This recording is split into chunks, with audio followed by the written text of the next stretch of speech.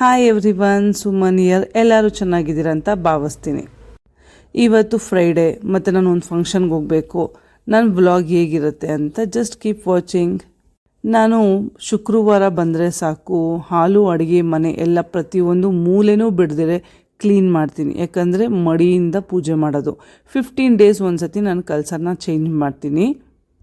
ನಾನು ಇಷ್ಟು ಕ್ಲೀನ್ ಮಾಡೋದ್ರಿಂದ ನಮ್ಮ ಮನೇಲೆಲ್ಲರೂ ನನಗೆ OCD ಅಂತ ಕರೀತಾರೆ. It's just for fun. ನಾನು ನಿಮಗೆ ಇಲ್ಲೊಂದು ಅಪ್ಡೇಟ್ ಕೊಡೋದು ಏನಂತ ಅಂದರೆ, ನೀವು ಸ್ನಾನ ಮಾಡೋದು ಕೂಡಲೇ ಸೋಫದ ಮೇಲೆ ಕೂತ್ಕೊಳ್ಳೋದು, ಮತ್ತು ಕುಷನ್ ಟೈಪಲ್ಲಿ ಇಲ್ಲ ಹಾಸಿಗೆ ಮೇಲೆ ಕೂತ್ಕೊಳ್ಳೋದು, ಆ ಒತ್ಕೊಂಡಿರೋ ಬೆಡ್ಶೀಟ್ನ ಮೈ ಮೇಲೆ ಹಾಕ್ಕೊಳ್ಳೋದು, ಆ ಥರ ಎಲ್ಲ ಮಡಿ ಇಲ್ಲದ್ರೆ ಪೂಜೆ ಮಾಡೋಕ್ಕೆ ಹೋಗಬೇಡಿ. ಸೊ ಇದು ನಮ್ಮ ಅತ್ತೆ ನನಗೆ ಕಲಿಸ್ಕೊಟ್ಟಿರೋದು. ಈ ಥರ ಎಲ್ಲ ಮಾಡಿದ್ರೆ ಒಲಿಯಲ್ಲ ಅಂತ ಹೇಳ್ತಾರಲ್ಲ, ಅದಕ್ಕೋಸ್ಕರ ಆಗಿನ ಕಾಲದಿಂದ ಅವ್ರು ಮಾಡ್ಕೊಂಬಂದಿದ್ದಾರೆ. ಅದನ್ನ ನಾನು ಕಂಟಿನ್ಯೂ ಮಾಡ್ತಾಯಿದ್ದೀನಿ. ನಾನು ಬಂದ್ಬಿಟ್ಟು ಇಲ್ಲಿ ಅಕ್ಕಿ ಬಂದ್ಬಿಟ್ಟು ಸಪ್ರೇಟಾಗಿ ಒಂದು ಡಬ್ಬದಲ್ಲಿ ಇಟ್ಕೊತೀನಿ. ಏನಕ್ಕೆ ಅಂದರೆ, ನಾವು ದಿನ ಬೆಳಕೆಯಲ್ಲಿ ನಾವು ನಾನ್ ವೆಜ್ಜು ಮತ್ತು ವೆಜ್ಜು ಎರಡೂ ತಿನ್ನೋರಿಂದ ಅಕ್ಕಿ ತೊಗೊಳ್ತೀವಿ ನಾವು ಕೈಯಲ್ಲಿಂದ. ಎಷ್ಟೊಂದು ಸತಿಗೆ ಹಂಗೆಲ್ಲ ಟೈಮಲ್ಲೂ ನಾವು ಅಕ್ಕಿ ನಾವು ಮುಟ್ತಾ ಇರ್ತೀವಿ, ಎಲ್ಲ ಮಾಡ್ತೀವಿ. ಅದಕ್ಕೆ ಸಪ್ರೇಟಾಗಿ ನಾವು ಒಂದು ಇದರಲ್ಲಿ ಹಿಡ್ಕೊಂಬಿಟ್ರೆ ಅದಕ್ಕೆ ಶುದ್ಧಿಯಾಗಿ ದೇವ್ರಿಗಂತಲೇ ಸಪ್ರೇಟಾಗಿರುತ್ತೆ, ನಮಗಂತಲೇ ಒಂದು ಸಪ್ರೇಟಾಗಿ ಬಾಕ್ಸಲ್ಲಿ ಇಟ್ಟಿರ್ತೀವಿ.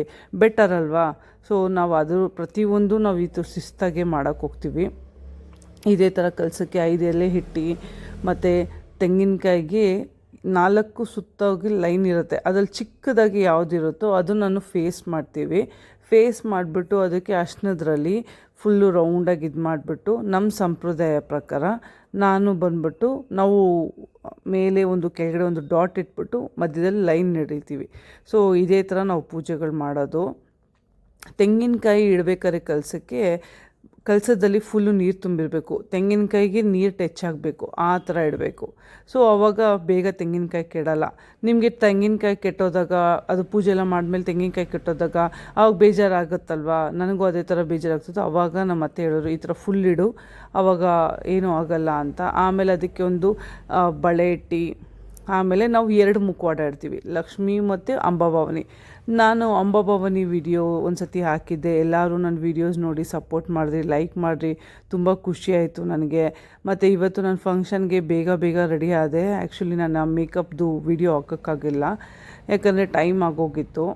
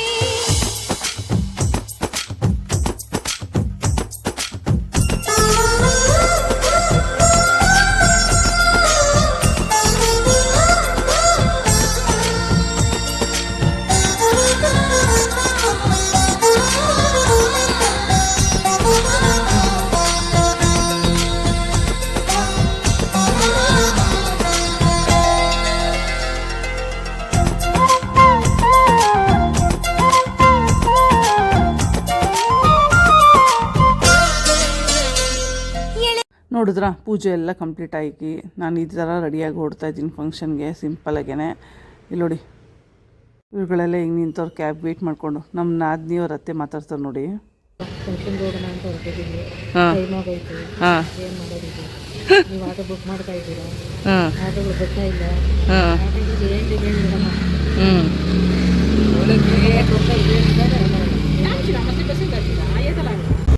ಅವ್ರು 3 ಜನಕ್ಕೂ ಆಟೋಲ್ಲಿ ಕೂರಿಸ್ಬಿಟ್ಟು ನಾನು ಹೊರಟೆ 2 ವೀಲರಲ್ಲಿ. ನಮ್ಮ ಮನೆ ಹತ್ರ ಚಾಮುಂಡಿ ದೇವಸ್ಥಾನ ಇದೆ. ವರ್ಷಕ್ಕೊಂದು ಸತಿ ಪೂಜೆ ಮಾಡ್ತಾರೆ, ತುಂಬ ಚೆನ್ನಾಗಿ ಮಾಡ್ತಾರೆ. ಅದು ಒಂದು ದಿವಸ ವ್ಲಾಗ್ ಹಾಕ್ತೀನಿ. ಆಮೇಲೆ ಹಂಗೆ ಕೈ ಮುಕ್ಕೊಂಡ ಹೊರಟೆ ನಾನು. ಎಲ್ಲರೂ ಹೆಲ್ಮೆಟ್ ಹಾಕ್ಕೊಳ್ಳಿ, ಸೇಫಾಗಿ ಡ್ರೈವ್ ಮಾಡಿ ಅಂತ ಹೇಳ್ತಾ ನಾನು ಹೊರಟೆ. ಫಂಕ್ಷನ್ ಹಾಲ್ಗೆ ರೀಚ್ ಆದ್ವಿ. ಫುಲ್ಲು ನಮ್ಮ ಅತ್ತೆ ಸರೌಂಡಿಂಗ್ ಎಲ್ಲರೂ ಇದ್ದರು. ಅಲ್ಲಿ ಒಂದು 3-4 ಜನ ಹೇಳಿದ್ರು ವಿಡಿಯೋಸ್ ಮಾಡಿ ಹಾಕಿದ್ರಿ, ತುಂಬ ಚೆನ್ನಾಗಿತ್ತು ನಿಮ್ಮ ಶಿವಾಜಿ ಪಾಳ್ಯದು ಅಂತ ಹೇಳಿದ್ರು. ಅದಾದಮೇಲೆ ನಮ್ಮ ಅತ್ತೆ ಎಲ್ಲರ ಹತ್ರ ಕವರಪ್ ಆಗಿ ಮಾತಾಡ್ಕೊಂಡು ಬರಲಿ ಅಂದ್ಬಿಟ್ಟು ವೆಯ್ಟ್ ಮಾಡ್ಕೊತ ಅಲ್ಲೊಂದು ಪಾಪು ಚೆನ್ನಾಗಿತ್ತು, ಆ ಪಾಪುದೊಂದು ಸ್ವಲ್ಪ ವಿಡಿಯೋ ಹಿಡ್ಕೊಂಡು ಆಮೇಲೆ ಊಟದ ಕಡೆ ಹೊರಟ್ವಿ. ಊಟದಲ್ಲಿ ನನಗೆ ಏನಂತ ಅನಿಸ್ತು ಅಂದರೆ ಎಲ್ಲ ಚೆನ್ನಾಗಿತ್ತು, ಬಟ್ ನಾನು ಯಾವುದೇ ಒಂದು ಫಂಕ್ಷನ್ ಮಾಡಬೇಕನ್ನೋ ನಾವು ಜಾಸ್ತಿ ವೆರೈಟೀಸ್ಗಳನ್ನ ಇಷ್ಟಪಟ್ಟು ಮಾಡಿಸ್ತಾ ಇದ್ವಿ. ಆ ವೇಸ್ಟ್ ಎಲ್ಲ ಆಗೋದು ನೋಡ್ಬಿಟ್ಟು ಇವಾಗ ನನಗೆ ಆಗ್ಬಿಟ್ಟಿದೆ. ಏನನ್ಸಿದೆ ಅಂದರೆ ಒಂದು 2-3 ಐಟಮ್ ಮಾಡಿದ್ರೆ ಅದೇ ರುಚಿಯಾಗಿದ್ಬಿಟ್ಟು ಹೊಟ್ಟೆ ತುಂಬ ಊಟ ಮಾಡ್ಬೋದು ಅಂತ. ಆದರೆ ನಾನು ಇಲ್ಲಿ ಜಾಸ್ತಿ ತಿನ್ನೋಕ್ಕೂ ಆಗಲಿಲ್ಲ, ಎಷ್ಟಾಗುತ್ತೋ ಅಷ್ಟು ತಿನ್ಬಿಟ್ಟು ಇನ್ನೆಲ್ಲ ಬಿಟ್ಬಿಟ್ಟು ಬಂದೆ. ಎಲ್ಲ ಊಟ ಮುಗಿಸ್ಕೊಂಡು ಹೊರಟೆ. ನಾನು ಪ್ರತಿ ಗುರುವಾರ ರಾಯರ ದೇವಸ್ಥಾನಕ್ಕೆ ಬರ್ತೀನಲ್ಲ, ಅದೇ ರೋಡಲ್ಲಿ ಪಾಸ್ ಆದೆ. ಸ್ಟೆಪ್ ಎಲ್ಲ ಆದ್ವಿ, ಫಂಕ್ಷನ್ ಕಂಪ್ಲೀಟ್ ಆಯಿತು, ಬಂದ್ವಿ. ಸೊ ಅಲ್ಲಿ ಯಾರೂ ಸರಿ ಊಟ ಮಾಡೋಕ್ಕಾಗಿಲ್ಲ. ಇವಾಗ ಅದಕ್ಕೋಸ್ಕರ ಡೆಸರ್ಟ್ ಏನಾದರೂ ಮಾಡೋಣ ಅಂತ ಮ್ಯಾಂಗೋ ಸ್ಯಾಂಡ್ವಿಚ್ ಒಂದು ನೋಡಿದ್ದೀವಿ ಇನ್ಸ್ಟಾಗ್ರಾಮಲ್ಲಿ, ಅದೊಂದು ಮಾಡ್ತೀವಿ ಟ್ರಯಲು. ಮತ್ತು ಇನ್ನೊಂದು ರೈಸ್ ಪೇಪರಲ್ಲಿ ಒಂದು ಡೆಸರ್ಟ್ ಮಾಡ್ತಾರಲ್ಲ ಮ್ಯಾಂಗೋದು, ಅದೆರಡೂ ಮಾಡೋಣ ಬನ್ನಿ. ರೈಸ್ ಪೇಪರ್ ಅಂತ ಸಿಗುತ್ತೆ, ಸ್ವಿಗ್ಗಿ, ಝೊಮ್ಯಾಟೊ, ಝೆಪ್ಟೋದಲ್ಲೂ ಸಿಗುತ್ತೆ. ಅದನ್ನ ಒಂದು 3 to 4 minutes ನೆನೆಸ್ಬಿಡಿ. ಅದಾದಮೇಲೆ ನಾನಿಲ್ಲಿ ಯೋಗರ್ಡ್ ವಿತ್ ಆ ಫ್ಲೇವರ್ಡ್ ಯೋಗರ್ಟ್ ತೊಗೊಂಡಿದ್ದೀನಿ, ಮ್ಯಾಂಗೋ ಫ್ಲೇವರ್ಡು. ಅದನ್ನ ಸ್ವಲ್ಪ ಹಾಕ್ಕೊಂಡು ಆಮೇಲೆ ಸ್ಲೈಸ್ ಮ್ಯಾಂಗೋಸ್ ಎಲ್ಲ ಅದಕ್ಕೆ ಹಾಕ್ಬಿಟ್ಟು ಅದನ್ನು ಏನು ಮಾಡಿ ಅಂದರೆ ಈ ಥರ ಹಿಂಗೆ ರೊಟೇಟ್ ಮಾಡ್ಕೊಳ್ಳಿ, ಅಂದರೆ ಒಂಥರ ಹಿಂಗೆ ಕವರ್ ಥರ ಮಾಡ್ಕೊಳ್ಳಿ. ಕವರ್ ಮಾಡ್ಕೊಂಡು ಆದಮೇಲೆ ಫ್ರೀಝರಲ್ಲಿಡಿ. ಫ್ರೀಝರಲ್ಲಿಟ್ಟು ಒಂದು 2 hours ಆದಮೇಲೆ ತಿನ್ನಿ, ತುಂಬ ಚೆನ್ನಾಗಿರುತ್ತೆ. ನಾನು ಇದೇ ಥರ ಒಂದು 3-4 ಇದೇ ಥರ ಮಾಡಿಕೊಂಡೆ. ಇಲ್ಲಿ ನೋಡಿ, ಇದು ಫುಲ್ಲು ಈ ಥರ ಸಾಫ್ಟಾಗೆ ಕವರ್ ಹಾಕಬೇಕು, ಅದು ಬಿಡ್ಕೊಂಬಿಡುತ್ತೆ. ಹುಷಾರಾಗಿ ಮೆಲ್ಲಿಗೆ ಮಾಡಿ, ಜಾಸ್ತಿ ಹೊತ್ತು ನೆನೆಸ್ಬಿಟ್ರೆ ಅದು ಕವರ್ ಆಗೋಲ್ಲ. ನಾನೇನು ಮಾಡ್ತೀನಿ, ಇದೇ ಥರ ಕವರ್ ಮಾಡಿಬಿಟ್ಟು ಆ ಬೌಲಲ್ಲೇ ಇಟ್ಬಿಟ್ಟೆ ನಾನು. ಯಾಕಂತ ಅಂದರೆ ನನಗೆ ಭಯ ಆಯಿತು ಅದು ಸರಿಗೆ ಬಂದಿಲ್ಲ ಅಂದರೆ ಅಂದ್ಬಿಟ್ಟು ಅದೇ ಥರ ಮಾಡಿಬಿಟ್ಟು ಬೌಲ್ ಸಮೇತ ಹಂಗಂಗೆ ಫ್ರೀಝರಲ್ಲಿಟ್ಟೆ ನಾನು. ಸೊ 3-4 ಮಾಡ್ಕೊಂಡಿದ್ದೀನಿ. Next mango sandwich. ಇದೇ ಥರ ಬ್ರೆಡ್ನ ಕಟ್ ಮಾಡ್ಕೊಳ್ಳಿ. ಅದಾದಮೇಲೆ ಯೋಗರ್ಡ್ ಮ್ಯಾಂಗೋ ಫ್ಲೇವರ್ ಯೋಗರ್ಡ್ ಹಾಕಿ, ಅದಾದಮೇಲೆ ಮ್ಯಾಂಗೋ ಸ್ಲೈಸ್ ಹಾಕಿ 1 hour ಕೂಲಿಂಗ್ ಟೆಂಪ್ರೇಚರಲ್ಲಿ ರಿಫ್ರಿಜರೇಟರಲ್ಲಿ ಇಟ್ಬಿಡಿ. ಅದಾದಮೇಲೆ ಟೇಸ್ಟ್ ಮಾಡಿ ನೋಡಿ, ಸೂಪರಾಗಿರುತ್ತೆ. ನಾನು ಇವಾಗ ಟೇಸ್ಟ್ ಮಾಡಿಬಿಟ್ಟು ನಿಮ್ಗೆ ರಿವ್ಯೂ ಕೊಡ್ತೀನಿ ನೋಡಿ. ನಾನು ಕಟ್ ಮಾಡಿದ sandwich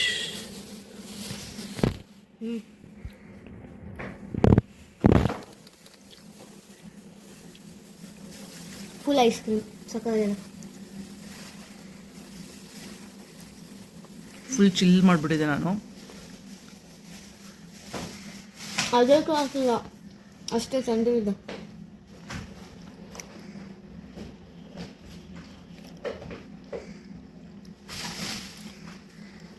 you must try it, ತುಂಬ ಈಸಿ. ಚೆನ್ನಾಗಿದಲ್ಲ? ಯೋಗರ್ಟು ಮ್ಯಾಂಗೋ ಬ್ರೆಡ್ ಅಷ್ಟೇ, ಸೂಪರ್. ಆದರೆ ಹಾಗೆ ಗೊತ್ತಿಲ್ಲ ವೈ, ಬಿಕಾಸ್ ಏನಪ್ಪ ಫುಲ್ ಕೋಲ್ಡ್ ಆಗಿಬಿಟ್ಟಿದೆ, ಅಲ್ಲೆಲ್ಲ ಜುಮ್ ಅನ್ನುತ್ತೆ. ಸೊ ರೆಸಿಪಿ ಏನು ಗೊತ್ತಾ, ಫಸ್ಟು ಬ್ರೆಡ್ ಇರುತ್ತಲ್ವ, ಬ್ರೌನ್ ಎಲ್ಲ ಕಟ್ ಮಾಡಿ, ಓಕೆನಾ, ಬ್ರೌನ್ ಸೈಜ್ ಇರುತ್ತಲ್ಲ ಅದು ಕಟ್ ಮಾಡಿ ಅದಕ್ಕೆ ಮ್ಯಾಂಗೋ ಹಾಕಿ ಬ್ರೆಡ್ ಮೇಲೆ, ಆಮೇಲೆ ಫುಲ್ ಇದೇನಪ್ಪ ಕರ್ಡ್ ಹಾಕಿ, ಅದು ಶೇಕಿ ಕರ್ಡ್ ಇದೆ ಅಲ್ವಾ, ಅದು ಹಾಕ್ಬಿಟ್ಟು ಆಮೇಲೆ ಅದ್ರ ಮೇಲೆ ಕ್ಲೋಸ್ ಮಾಡಿ ಆ್ಯಂಡ್ ಫ್ರಿಜ್ಜಲ್ಲಿ ಅಷ್ಟೇ. Very tasty, healthy. ಆದರೆ ಬ್ರೆಡ್ ಬಂದ್ಬಿಟ್ಟು maida, so it is unhealthy. But ಯಾವಾಗಲೂ ಒಂದ್ಸತಿ ಡೆಸರ್ಟ್ ಈ ಥರ ಸಿಂಪಲಾಗಿ ಟ್ರೈ ಮಾಡ್ಬೋದು. ನೈಸ್. ನನ್ನ ಮಗಳು ರಿವ್ಯೂ ಕೇಳಿಸ್ಕೊಂಡ್ರಲ್ಲ, ಸೊ ಹೆಲ್ತಿ ಆ್ಯಂಡ್ ಅನ್ಹೆಲ್ತಿ ಎರಡೂ ಹೇಳಿಬಿಟ್ಲು ಅವಳು. ಆಮೇಲೆ ಬೇಜಾರಾಗ್ತಾಯಿತ್ತು, ಸ್ಯಾಟರ್ಡೇ ಸಂಡೇಸು ಅಂದ್ಬಿಟ್ಟು ನಮ್ಮ ಮಮ್ಮಿ ಮನೆಗೆ ಹೊರಟ್ವಿ. ಹಾಗೇ ಸೊ ನಾನು ಮಾಡಿದ ಸ್ಯಾಂಡ್ವಿಚ್ಚು ಮತ್ತು ಪೇಪರ್ ರೈಸಲ್ಲಿ ಡೆಸರ್ಟ್ ಮಾಡಿದ್ನಲ್ಲ ಮಾವಿನ ಹಣ್ಣಿಂದು, ಅದನ್ನು ತೊಗೊಂಡು ಹೊರಟೆ ನಾನು ನಮ್ಮ ಮಮ್ಮಿ ಮನೆಗೆ. ಆ ಮ್ಯಾಂಗೋ ಸೀಸನ್ ಏನೇನು ಇರುತ್ತೋ ಆ ಟೈಮಲ್ಲಿ ಆ ಫ್ಲೇವರ್ಸ್ಗಳು ಏನೇನು ಮಾಡ್ಬೋದು ಅದೆಲ್ಲ ಮಾಡಿ ಟೇಸ್ಟ್ ಮಾಡಿಬಿಟ್ರೆ ನಮ್ಗೆ ಸಮಾಧಾನ. ಇದನ್ನು ಟೇಸ್ಟ್ ಮಾಡೋಣ ನೋಡಿ, ಮ್ಯಾಂಗೋದು ಸ್ಟಫು ಮತ್ತು ಮ್ಯಾಂಗೋದೆಲ್ಲ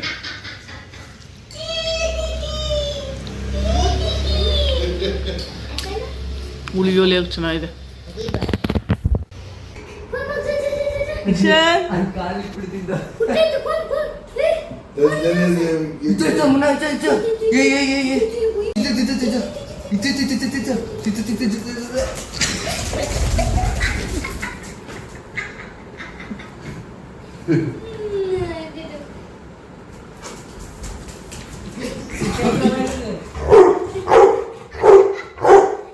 ಹಾಗೆಯೇ ನಮ್ಮ ಮುನ್ನೊಂದು ಜೊತೆ ಒಂದು ಸ್ವಲ್ಪ ಹೊತ್ತು ಆಟ ಆಡ್ಕೊತ ಆಮೇಲೆ ಅವ್ನು ನಾವೆಲ್ಲಿ ಕುತ್ಕೊತೀವೋ ಅಲ್ಲೇ ಕುತ್ಕೊತಾನೆ, ನಾವು ಮಲಗಿದ ಜಾಗದಲ್ಲಿ ಕಾಲ ಹತ್ರ ಬಂದು ಮಲಗ್ತಾನೆ. ಹಾಗೆ ಫಿಶ್ ಮಾಡೋಣ ಅಂತ ಹೊರಟ್ವಿ ನಾವು. ನನಗೆ ಈ ರೋಡಲ್ಲಿ ಹೋಗ್ಬೇಕಾದ್ರೆ ನಾನು ಎಲ್ಲರಿಗೂ ಒಂದು ರಿಕ್ವೆಸ್ಟ್ ಮಾಡ್ಕೊತಾ ಇದ್ದೀನಿ, ಹೇಳಬೇಕು ಅನಿಸ್ತಾ ಇದೆ. ನಾನು ಪ್ರತಿ ವಿಡಿಯೋದಲ್ಲೂ ಹೇಳ್ತಾ ಇರ್ತೀನಿ, ಇಲ್ಲಿ ಕಸ ಇತ್ತು, ಇಲ್ಲಿ ಹೀಗಿತ್ತು ಅಂತ. ಅದ್ರಲ್ಲಿ ಏನಾದರೂ ತಪ್ಪಿದ್ರೆ ದಯವಿಟ್ಟು ಕ್ಷಮಿಸಿ ಅಂತ ಹೇಳ್ತಾ, ಇಲ್ಲಿ ನೋಡಿ ಲಾರಿ ಇದೆ, ಲಾರಿ ಮುಂದೆನೂ ಕಸ, ಲಾರಿ ಕೆಳಗಡೆನೂ ಕಸ. ಇಷ್ಟೊಂದು ಕಸ ಆಗ್ತಾಯಿದ್ದೀರಲ್ಲ, ನೀವು ದಿನ ಬೆಳಗ್ಗೆ ಇದ್ದರೆ ಅದೇ ರೋಡಲ್ಲಿ ಓಡಾಡಬೇಕು, ನಿಮ್ಮ ಮೂಗೆ ಅದು ತಾಟಲ್ವಾ ವಾಸನೆ.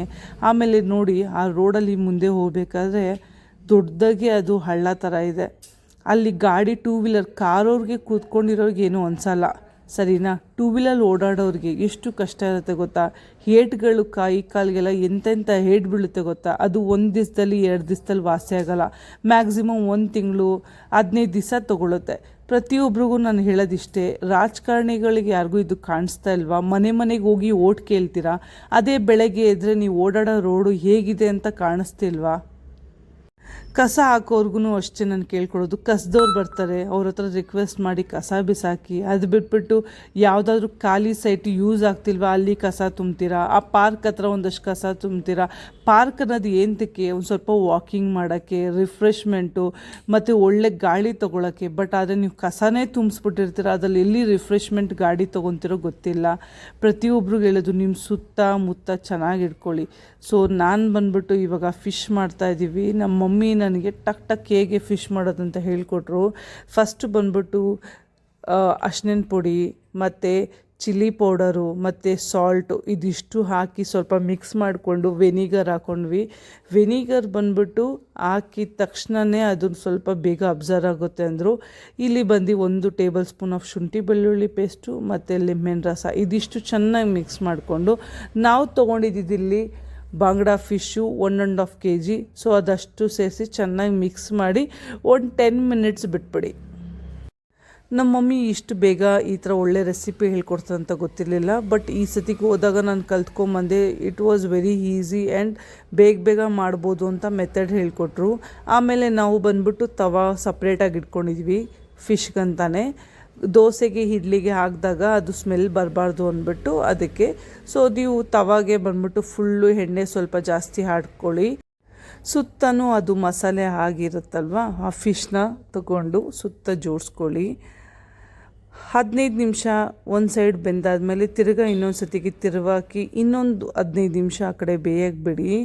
ಸೊ ಬೆಂದಾದಮೇಲೆ ನೀವು ಸರ್ವ್ ಮಾಡ್ಕೊಳ್ಳಿ, ತುಂಬ ಚೆನ್ನಾಗಿರುತ್ತೆ. ಅದಾದಮೇಲೆ ಸ್ವಲ್ಪ ಲಿಂಬೆಹಣ್ಣು ಹಾಕ್ಕೊಳ್ಳಿ ಬೇಕಾದ್ರೆ ನೀವು, ಯಾಕಂದರೆ ಫಸ್ಟೇ ಈ ಹುಳಿ ಇರುತ್ತೆ, ಆದ್ರೂ ನೀವು ಲಿಂಬೆಹಣ್ಣು ಹಾಕ್ಕೊಂಡು ತಿನ್ನಿ, ತುಂಬ ಚೆನ್ನಾಗಿರುತ್ತೆ, ತುಂಬ ಟೇಸ್ಟಿಯಾಗಿತ್ತು. ನನಗಂತೂ ಸಿಕ್ಕಾಪಟ್ಟೆ ಕೊಳ್ಳಾಗಿದ್ದಕ್ಕೂ ತುಂಬ ಚೆನ್ನಾಗಿತ್ತು. ತುಂಬ ಹುಷಾರಿಲ್ಲ, ಸೊ ಇವಾಗ ಮಲಗ್ತಾ ಇದ್ದೀನಿ. ಸೊ ಇದೇ ಥರ ನಾನು ವೀಡಿಯೋಸ್ ಎಲ್ಲ ನೋಡ್ತಾ ಇದ್ದೀನಿ. Keep watching, keep supporting. Good night everyone.